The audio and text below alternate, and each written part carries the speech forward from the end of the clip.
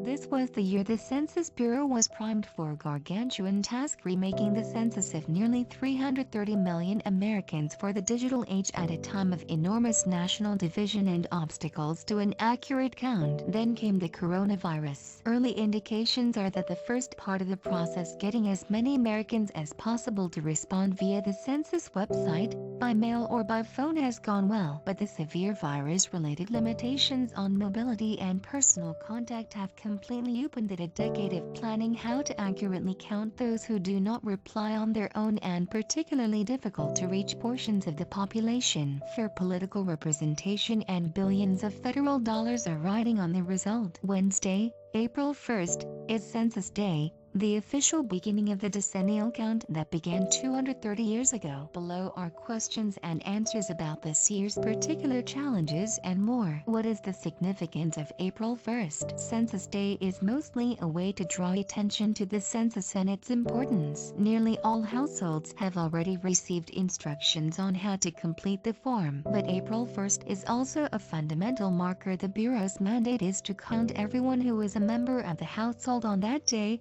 including often overlooked people like small children, boarders and relatives. Households that fail to complete the 12-question form will get periodic postcard nudges, and those that have not responded by mid-April will be mailed paper forms. Census takers are scheduled to start tracking down those who ignore the reminders on May 27th. Responding is required by federal law.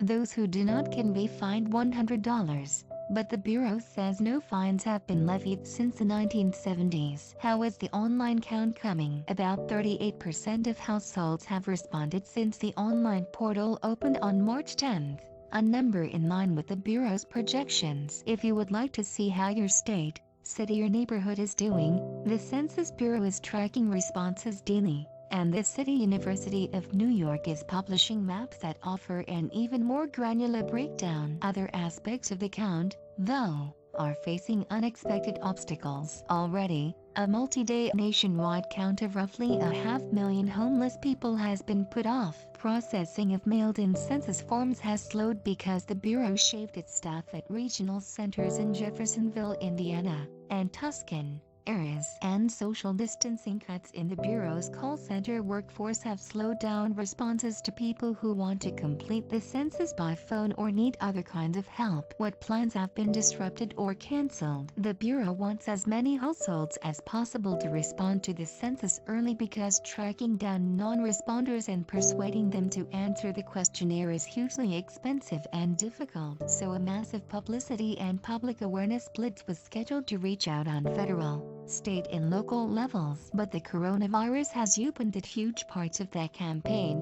which envisioned crowded public events centered on the census. Promise Neighborhoods, an Allentown, Pennsylvania, group had to scrap a local basketball tournament that would have drawn hundreds. Chicago is setting up 100 computer kiosks for online census work at gathering points, but pandemic-spooked residents are not gathering to use them. Detroit census organizers canceled 90 public events that were supposed to promote the head count. Unable to draw crowds or even to knock on doors, census supporters are improvising new ways to drum up response. Detroit plans to enlist 600 neighborhood block groups that will compete to achieve the highest census response. One California group has abandoned its door-to-door campaign and is instead handing out census information at places like food banks. State and local campaigns everywhere have ramped up social media advertising. In Pennsylvania's Lehigh Valley, a campaign is targeting Hispanic households that are traditionally hard to count by inserting Spanish-language ads in Facebook videos that are reached via Spanish internet addresses. How does the census count those who don't respond? The Census Bureau has not completely figured that out. The Bureau had planned to dispatch hundreds of thousands of census takers to track down tens of millions of households and individuals who failed to respond. The plan was to record their answers to the census questions on specially equipped iPhones. Whether and how that happens depends on if the pandemic ebbs sufficiently to make that sort of door knocking safe. Experts say much of that work may be able to be conducted fairly safely,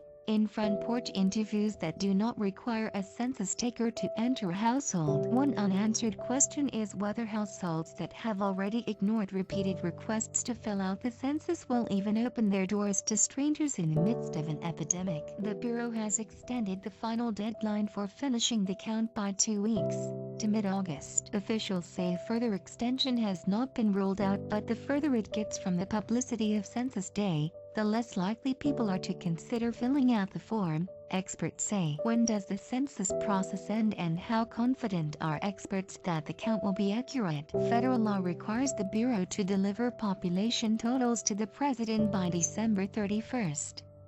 The states will use those totals to reapportion political districts in 2021. But how accurate those totals will be is anything but easy to say. In 2010, more than 98% of households that were sent census forms were tallied by the counts, and an impressive accomplishment. But the census missed households the Bureau did not know existed.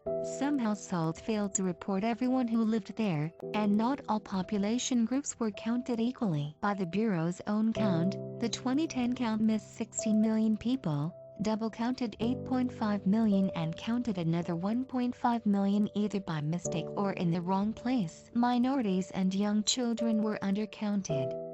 Non-Hispanic whites were overcounted. The 2020 census faced a huge task just in addressing those problems, and the pandemic makes the job much more daunting, said Terry Ann Lowenthal, a census expert and consultant to a range of groups seeking an accurate count. A successful census is one that counts all communities equally well, she said. With the challenges the coronavirus is presenting, I'm worried about the consistency of census operations and level of effort across states and communities. And that is a fundamental factor in evaluating not only whether the census is acceptably accurate but whether it is fair.